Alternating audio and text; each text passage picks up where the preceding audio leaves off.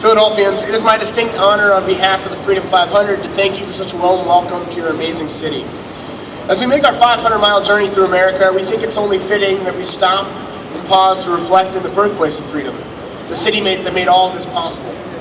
Only a stone's throw from the Liberty Bell and Independence Hall, this is a great honor for our team. None of this could have been possible without our RTC cohort, Jeffrey Ditzler, and Councilman O's office, so thank you very much for setting this all up. It's amazing weather, an amazing location. This really is amazing.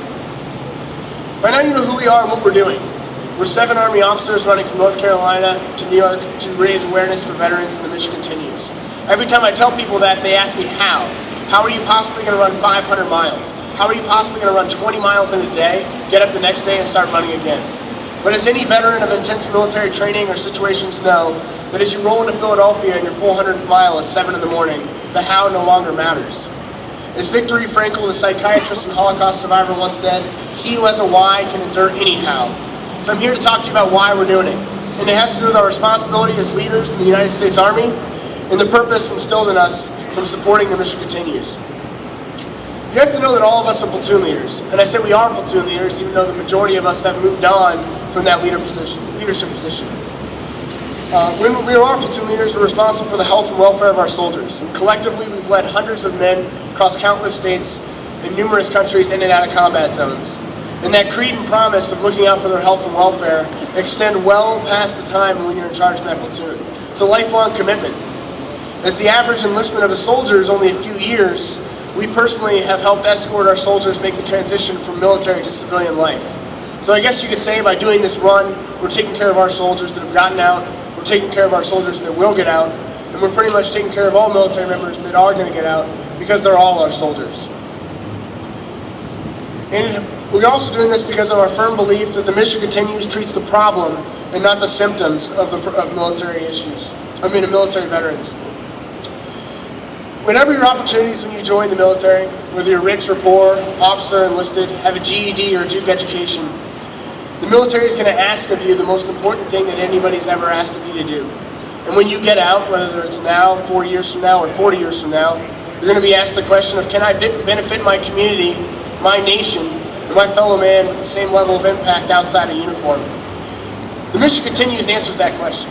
They're a nonprofit organization that awards community service fellowships to post 9/11 veterans, empowering them to transform their own lives by becoming leaders in their community, reminding them that service doesn't end when they get out of the military, but service, using the values that have been instilled in them through the military, begins as they transition into civilian life. By the end of 2013, 800 veterans will have passed through the program. Initial studies have said that 86% say the program has helped them transition into civilian jobs, 71% have continued education, and even more impressive feat because over half of those that were studied had either a traumatic brain injury or some form of post-traumatic stress disorder. We firmly believe that this program is amazing and represents the best that veterans have to offer. In closing, the heart of America isn't found on I-95, the quarter-mile swath of concrete and clear-cutting that runs through the country. It's found on the meandering 2-lane roads that connect farms to small towns, the rolling hills that somehow bleed into booming metropolises, the surprising proximity of wealthy suburbs to impoverished inner cities.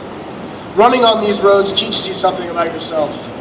And we have learned that this is bigger than us. This is bigger than 7 officers and bigger than 500 miles. We're doing this for the Gold Star widow who lost her husband in Iraq and stopped us just to give us hugs, reminding us that while all gave some, her husband gave all.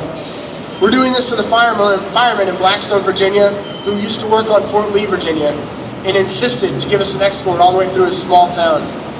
We're doing for this policeman in Oxford, North Carolina, whose 5'0", 100-pound daughter spent 3 years doing the toughest job in the United States military, taking care of our dead as a mortuary affairs specialist, and she's now transitioning into civilian life.